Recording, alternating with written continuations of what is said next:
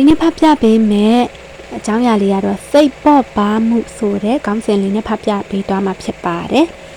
လူသားတို့ရဲ့နေ့စဉ်လုပ်နေရသောအရေးကြီးအလုပ်တွေဟာစိတ်ကိုဝင်ပြီးစေသောအလုပ်တွေပါပဲ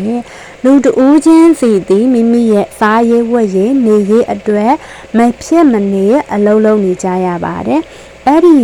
ဒီလိုစားဝတ်နေရေးအလုပ်တွေကဝန်ထုတ်တွေဖြစ်နေသလိုလူမှုရေးကလည်းဝန်ထုတ်တွေဖြစ်နေတတ်ပါတယ်ဒါကြောင့်စိတ်ကမပေါ့ပါပဲလေးလံနေတဲ့အချိန်ကများနေတတ်တာပေါ့တဲ့ဒီလိုဝန်ထုတ်ဖြစ်နေတဲ့အလုပ်တွေဒါဝန်တွေကိုဝန်ထုတ်တွေပါလားလို့စဉ်းစားမိလိုက်ရင်စိတ်ကပိုလေးသွားပါတယ်အမှန်တော့တဲ့ဒီစိတ်ကလေးကပေါ့ပေါ့ပါပါလေးဖြစ်နေမှဘဝခီးလျှောက်လန်းရတာတွက်လက်တာပါစိတ်လေးလံသည်ဖြစ်စေပေါ့ပါသည်ဖြစ်စေလျှောက်ရတဲ့လမ်းကတော့ဒီလမ်းမှာပဲတို့တော့စိတ်ပေါ့ပါမှုနဲ့ခြောက်ရတဲ့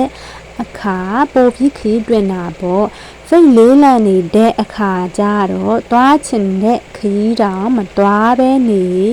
ချင်လိုက်တော့တာမလားစိတ်ပေါ့ပါနေရင်အလုပ်တွေကိုမြန်မြန်အကောင့်ထဲပေါ်နိုင်တယ်လို့မြန်မြန်လည်းအပြီးတတ်နိုင်ကြပါတယ်စိတ်လေးလံနေတော့လေထားရမယ့်နေရာမှာမထားနိုင်ထိုင်ပြီးပြန်တော့လေပြန်မထားခြင်းဆိုတာမျိုးတွေဖြစ်လာပြီးအလုပ်ဖြစ်နေမှုတွေမပြီးစီးမှုတွေနဲ့စိတ်ရှုပ်ထွေးနောက်ကြည့်စရာတွေပိုဖြစ်လာစေတော့တာပေါ့စိတ်ထောင်းရင်ကိုကြည်တယ်ဆိုတဲ့စကားအတိုင်းပဲစိတ်လေးလံမှုတွေရဲ့ဆိုးကျိုးကတော့ဘဝပါပြတ်သွားစေပါတယ်မိမိကြုံတွေ့နေရတာတွေကိုလည်းအပြစ်တွေကြီးပဲမြင်နေတတ်ပြီးအရာရာဟာလေးလံနေသလိုခံစားမိနေတော့မှာပါအပြစ်တွေပဲမြင်ပါများလာတဲ့အခါစိတ်ချွင်လန်းဖို့အခွင့်မရှိတော့ပဲဖြစ်လာတတ်ပါတယ်ဒါကြောင့်စိတ်ကိုပြန်လဲကြည်လင်လာစေဖို့ဘာဝနာအလုပ်တစ်ခုခုတွဲလုပ်ရပါမယ်အဲ့ဒီလိုမဟုတ်ရင်မြင်သမျှထိတွေ့နေသမျှတွေအပေါ်မှာမကြည်မလင်သဘောထားမျိုးပဲထားမိနေပြီးစိတ်လည်းမကြည်မလင်ဖြစ်နေတတ်ပါတယ်အဲ့ဒီလိုစိတ်မကြည်မလင်ဖြစ်နေရတာမျိုးကိုချောင်ချားဖို့တရားဘာဝနာတစ်ခုခုလုပ်နေဖို့လိုအပ်တာပါတဲ့ကိုယ်အမြင်မကြည်တဲ့သူကိုမကျေနပ်တဲ့အခြေအနေမျိုးတွေမရှိအောင်ကိုလေ့ကျင့်ယူရတာပါတဖြည်းဖြည်းချင်းကိုကျင့်ယူသွားရတာပါတဲ့ဒီလိုမှမကျင့်ယူနိုင်ရင်ဒီလောကကြီးထဲမှာစိတ်ထပ်ပေါက်မရှိတော့ဘဲအခြေအနေတွေပိုဆိုးတွားတတ်ပြီးတော့ဒုက္ခတွေပိုများလာတာမျိုးပဲဖြစ်တော့မှာပေါ့လေးလံနေတဲ့စိတ်ကြောင့်အလုပ်တွေမပြီးမပြင်းဖြစ်လာစေပြီးပေါ့ပါတဲ့စိတ်နဲ့မှအလုပ်တွေကိုလင်းလင်းမြန်မြန်ပေါ့ပေါ့ပါပါလုပ်နိုင်မှာအလုပ်တွေပြီးမှာပါတဲ့ဒါကြောင့်ဒေါသထွက်ခြင်းအပြစ်မြင်ခြင်းမကျေနပ်ခြင်းမနာလိုခြင်းမာနထားခြင်းစတဲ့လေးလံစေတဲ့တရားတွေစိတ်ထဲမှာမရှိအောင်သတိထားရပါတယ်များသောအားဖြင့်ကိုယ်မှာအခက်အခဲအကြက်အတဲနဲ့ရင်ဆိုင်ရပြီဆိုရင်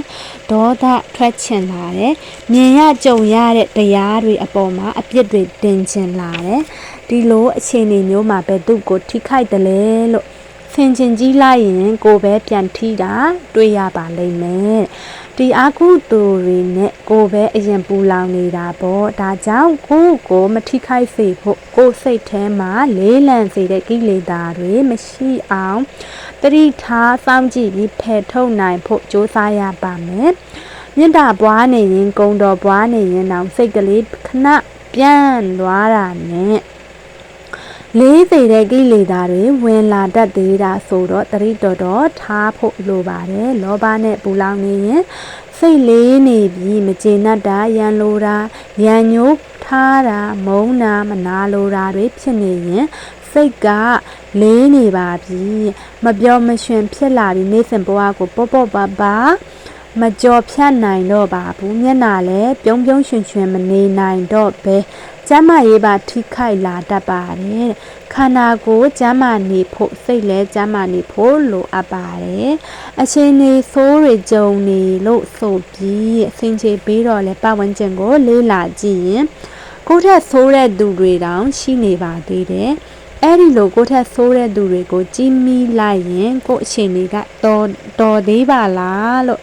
တွေးရပါလိမ့်မယ်တဲ့ဒီလိုမှမဟုတ်ရင်အချိန်နေတူဘဝတူတွေကိုကြီးလိုက်ပြီးကိုအချိန်နေတာဆိုးနေတာမဟုတ်ဘူးသူတို့လည်းဆိုးနေတာပါလားလို့ဆင်ခြင်လိုက်ရပါတယ်ဘွားတူတွေရှိနေသေးတာပဲလို့တွေးလိုက်တော့တက်တာတာပေါ့အမြင့်ကိုတော့မကြည့်ရပါဘူးတဲ့ကြည့်လဲမကြည့်သင့်ပါဘူးတဲ့ကိုအားငယ်စိတ်တွေပေါ်ဝင်သွားနိုင်ပါတယ်စိတ်ပေါ်လေးသွားတတ်ပါတယ်ဒါကြောင့်ကိုနဲ့ဘဝတူတွေကိုသာကြည့်ပါသူတို့ဘယ်လိုရင်ဆိုင်နေကြတယ်ဘယ်လိုအန်တုဖို့စူးစမ်းနေကြတယ်ဆိုတာမျိုးတွေကိုကြည့်ပါအလုံးလုံးနေတဲ့သူတွေကိုသာကြည့်ပါလှုပ်ရှားနေတဲ့သူတွေကိုပဲကြည့်ပါစိတ်တက်ကြွစေမဲ့အရာတွေကိုသာကြည့်ပြီးစိတ်တက်ကြစေမဲ့အရာတွေကိုမကြည့်လိုက်ပါနဲ့ကိုယ်တိုင်လည်းထိုင်စိတ်တက်ကြမနေပဲမြတ်တာလေးပွားနေတယ်ကုံတော်လေးတွေပွားနေရင်တရားလေးမှပြင်းနေနိုင်တယ်ဆိုရင်စိတ်ကပေါ့ပါနေပါလိမ့်မယ်အလုံးလုံးဆရာရှိလုံးလုံးနေပြီမဲ့စိတ်ကပေါ့ပါနေမယ်ပြဿနာချင်းတရားရှင်လည်းပေါ့ပါစွာပဲဖြေရှင်းနိုင်မယ်ပြဿနာရှင်တော့ပြဿနာတွေလို့နှလုံးမသွင်းမနဲ့တဘာဝတရားတွေပဲလို့နှလုံးသွင်းလိုက်လို့ရှိရင်စိတ်ကပေါ့ပါပြီးတာမန်လိုပဲရင်ဆိုင်နိုင်လိမ့်မယ်ပြဿနာကိုထပ်ခါတွေးနေတာမျိုးမလုပ်မိပါစေနဲ့တဲ့စိတ်ပိုလေးသွားပါလိမ့်မယ်တဲ့တာမန်လူပောင်ကိစ္စတစ်ခုရဲ့လို့တာမြင်နိုင်မှနှလုံးသွင်းနိုင်မှတက်တာရပြီးတော့စိတ်ပေါ့ပါသွားမှာပါတဲ့ရှိခြင်းတွေမရှိခြင်းတွေဖြစ်ခြင်းတွေပြက်ခြင်းတွေရချိခြင်းတွေဆုံးချုံရခြင်းတွေအားလုံးဟာခဏတာတည်တဲ့